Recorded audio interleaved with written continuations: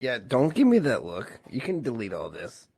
All right, Geeks Unleashed, thank you for joining us. This is a spin-off series called Sleeve It or Leave It. I have with me today Jason, otherwise known as Bad Juju in the dark web, The dark web. The darkest, dirtiest of areas. the darkest of webs, Bad Juju.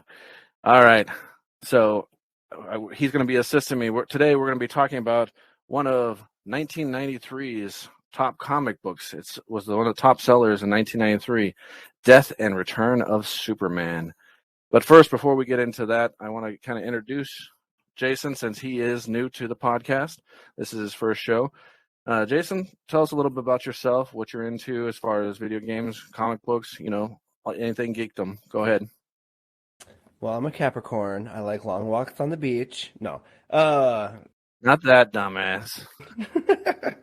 Oh, sorry. This is the wrong profile. My bad. No, honestly, I'm your stereotypical, 80s kid. I grew up, late 80s, and so I started with the basics. Pretty much comic books, the Marvel cards, video games. Especially, my heart goes out to the stand up arcade with the X-Men, where you run around as Cyclops and Wolverine. I mean, as anybody would say, they're just spending time getting the comic book cards. So I spent a good portion of my time reading the comic books and trying to stay up with the lore, but it was just so hard, with so many different interesting characters and keeping on with the storylines. But ultimately, I'd have to say probably my favorite, even though he's the bad guy, would be well, I guess there's two that are close to my heart, would be Magneto and Juggernaut. Juggernaut just because nobody can stop him, well, except for Onslaught, but that's a whole other comic book series. And then Magneto because who wouldn't want to control metal? That would be awesome. Like, I got a flying car now. That's what's up. But other than that, just kind of followed along with the storylines and Superman, of course. He grew up. I grew up with him. The comic books, the movies, the TV show, Dean Cain, woo! But the standard stuff. Christopher Reeves, man, in his tight underoos. There you go. Oh, may he rest in peace. He'll always be Superman to me. Just like Michael Keaton is always Batman. Oh, yeah. Very good. Very true. Very true. But that's another podcast. We've already done that podcast. I missed out. All right, so let's get into it. Great to have you on the podcast. Thank you so much for joining and helping out with this. I'm looking forward to kind of going over this comic. This was one of the top comics of 1993. Actually, it was the number one selling comic in 1993. Sold over 4 million copies just for that 1 month for that Death of Superman. And it was a great comic book. I remember the impact it had, and just kind of go over some of the past history of the actual comic book itself. The Superman series was in full swing with Dean Cain, like you were talking about, and they originally wanted to do a marriage between Lois Lane and Clark Kent because he had just finally revealed himself that he was Superman to her, but they decided they weren't going to do that because the television series Lois and Clark was going to go into the marriage aspect, and they didn't want to have two stories of the same thing going on, the movies and the comic books. So this Doomsday issue came out of left field because comic book sales were down, and they wanted something dramatic. And they got it. They got a very dramatic tale and story that they threw out at us. And so I just remember that first page. You remember that first page, Jason? Can you describe that first page of Superman and Doomsday and the battle and them fighting, the first page? From what I remember, because I didn't actually own the copy, somebody else did, and they never let me look at it. No, but I remember it was the first time I've ever seen Superman bleed.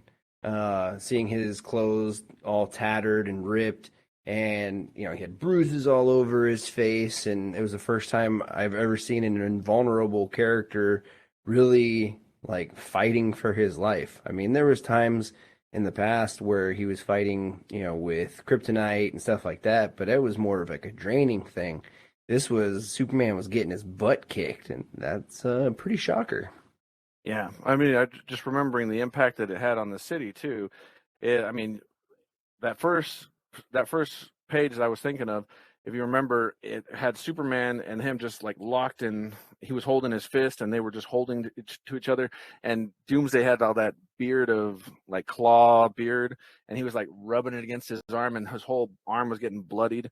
And you just saw Superman. The first scene of the actual comic book of that first comic was him already in tatters, fighting for his life. And you're like, when you first open that page, you're just like, what is going on? This thing is like defeating Superman. Like he's like nothing.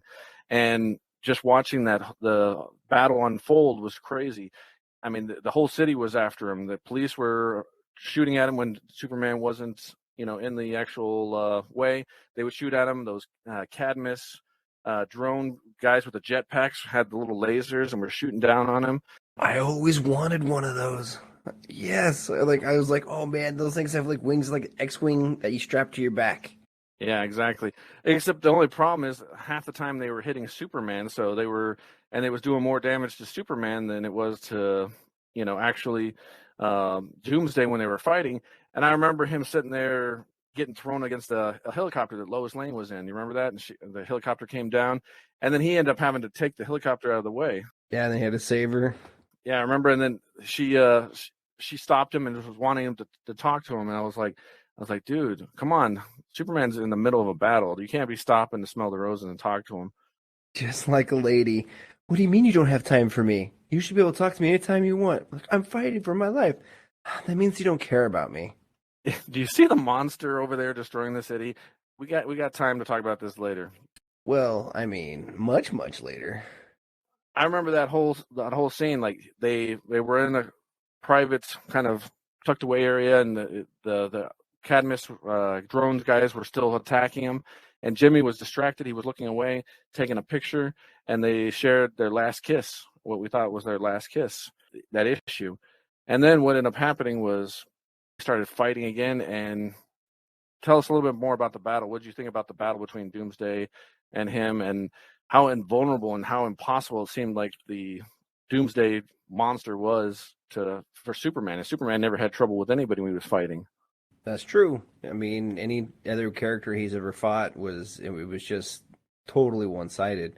But when he was fighting Doomsday, you could see the struggle that he was having, and Doomsday wasn't really having any issues. You didn't even see a cut or a bruise or, shoot, I don't even think I saw him sweating. But, if you looked at Superman, he was super sweaty and just tattered. And finally, Superman was able to hurt Doomsday by breaking one of his bones, which, I mean, who wouldn't scream if somebody snapped one of your knee spikes off?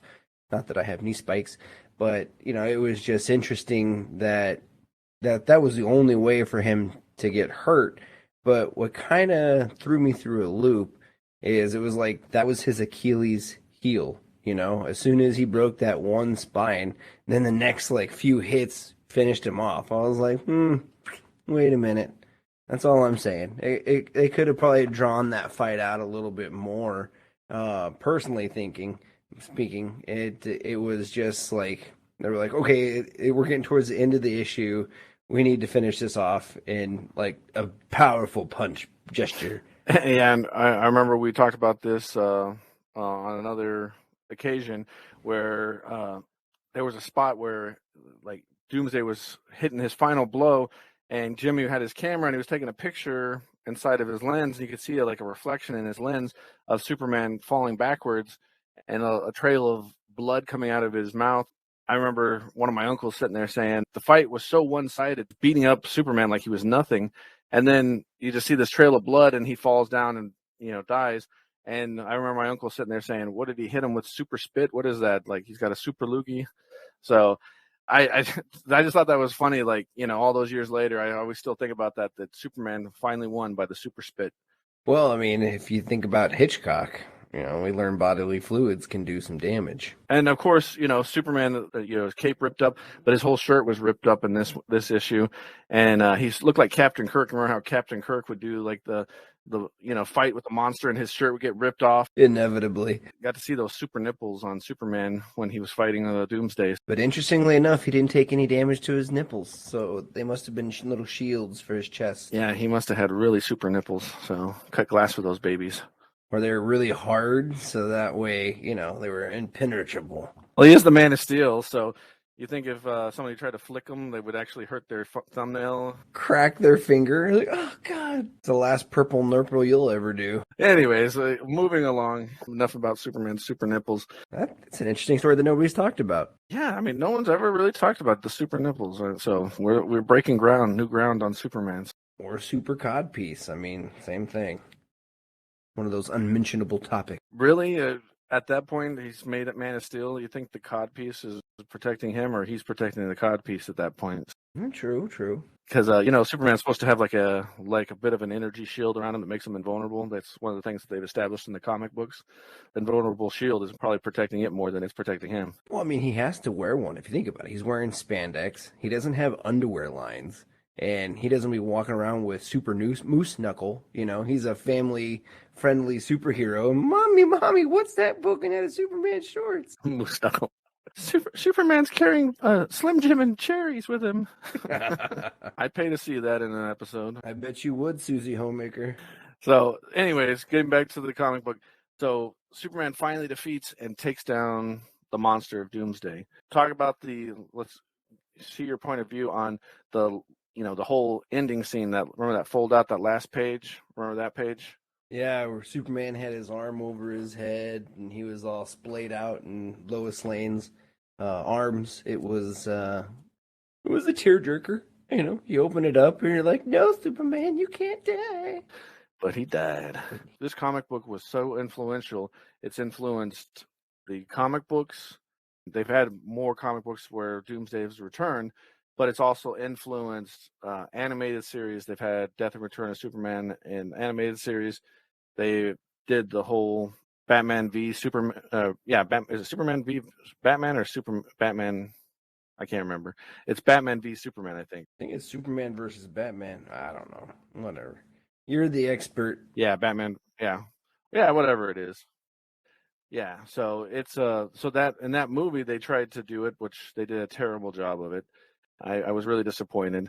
I'd really like to see them redo the whole story. If they ever reboot the DCU universe, a movie universe, I'd like to see them do the Doomsday and Death and Return of Superman and the whole Reign of Superman saga, the whole thing. That would make an epic movie saga if they would do that. That would be awesome. But it makes me sad because I know they'll never do it. Never say never. That's true. I mean, I never thought I'd see the X-Men in the MCU, and we're going to get ready to have that. So you never know. You never know what the future holds, right? Right, and I'm excited about that because they're bringing back Wolverine. So, Hugh Jackman's my boy, but that's a whole other story. Well, we're not talking about that right now. We're talking about Superman. I can still heart on my Hugh Jackman. What are your feelings on it? Would you like to see an actual translation of Doomsday done right for the movies? I mean, who wouldn't? I mean, that's going to be like basically a bony Hulk beating the crap out of the Justice League and then, having a one-on-one with Superman. That would be amazing. But sorry? Did you just say you want to see a boner Hulk? Yeah. Who wouldn't want to see a boner Hulk? It's like, look at my bones. I'm gonna get it. I'm gonna jab you, and there's nothing you can do about it.